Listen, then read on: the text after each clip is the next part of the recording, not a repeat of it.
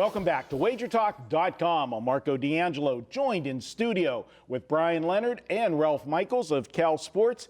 Guys, we're going to head to the ACC. We got Miami of Florida, Georgia Tech battling on Saturday. Georgia Tech played the Thursday night game last week, so they got a couple extra days. Do you think it's enough to help them here with Miami of Florida? We'll start with you, Bryan. Well, the thing was in that they do have the extra time, and Miami obviously has to prepare for the option.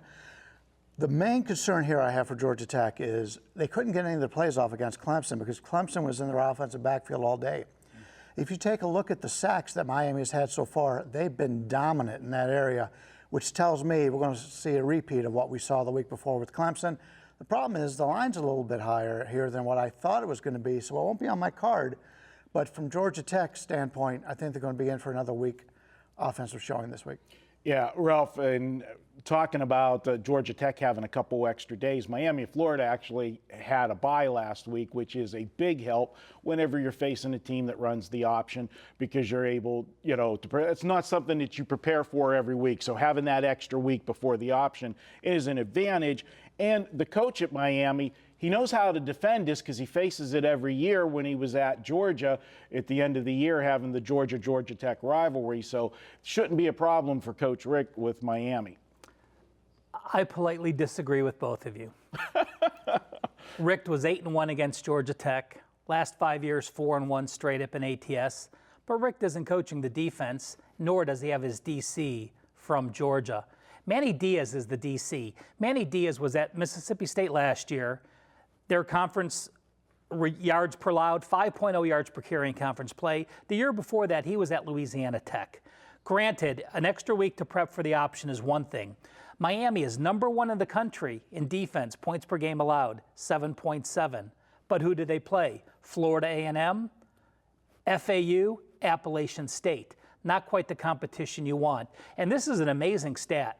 Florida, coming into the year, was supposed to have 6 defensive starters.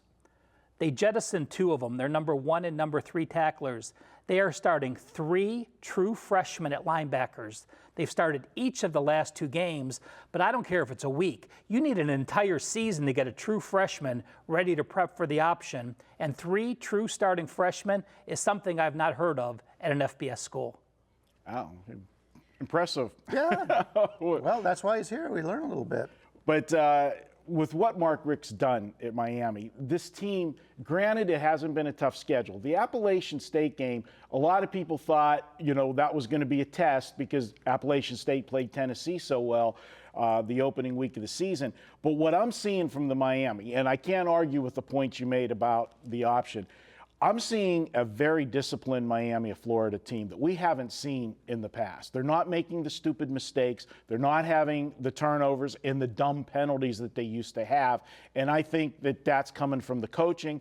And I got to think, too, Rick's got a little bit of a chip on his shoulder after getting, the boot at Georgia after being there for so long. He's got something to prove.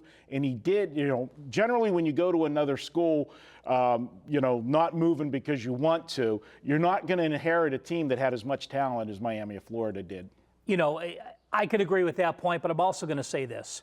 On one side of the ball, Miami has faced nobody. On the other side of the ball, Georgia Tech has faced my #2 defense in Boston College, my #19 defense in Vanderbilt, and my #5 defense of Clemson last week. This is one of the weakest offenses, one of the weakest defenses they've played, and yet it's the #1 scoring defense in the country. I think it's an edge to Georgia State because they've played all those tough Ds and Miami's played nobody. I like the home dog as well. I just want to point out that even though I don't have anything in this game, playing on Georgia Tech, playing on their offense, maybe the overs, in future weeks because of the schedule they've had will give us some advantages. Do you think it's an advantage right here? Because as you guys are talking through my head, I'm thinking, do we got some advantage this week because we got a low total based on last week's score and what Miami of Florida has done so far? I do. I think Georgia Tech's starting to show that, again, the other 2 games against Clemson, you can't count that Clemson game because Brent Venables is one of the best DCs at Clemson's DC. Last year, they held Georgia Tech to 214 yards, 1.7 yards per carry. So for Clemson to hold Georgia Tech, that's not a big deal. The same Georgia Tech last year against Miami, the same people that are on the field now, a lot of the same people, they had 383 yards and they averaged 5.3 yards per carry. So again, let's compare apples to apples. This is a different Miami team that's facing their best competition, while Georgia Tech may be facing only the third or fourth best defense they already played this year. Advantage to the home team. All right, so we know he's leaning to the home team. Brian? I think Miami wins, but I don't think they cover.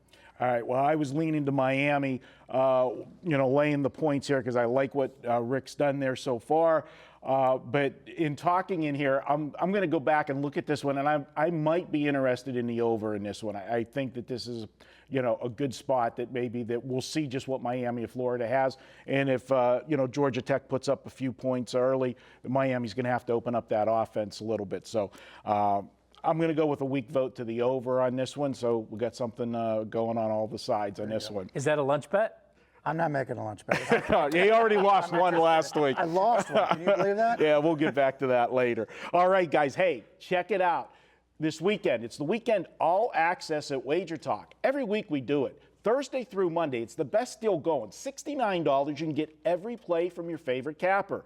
Just check it out each and every week at WagerTalk.com. And don't forget, if you're a brand new subscriber to WagerTalk, after your first purchase of $12 or more, be sure to email support with your username, and we're going to put a $50 sign-up bonus in your account for you to use any way you like. That's just our way of saying thank you for joining the WagerTalk family. We're going to be back with more here at WagerTalk.com.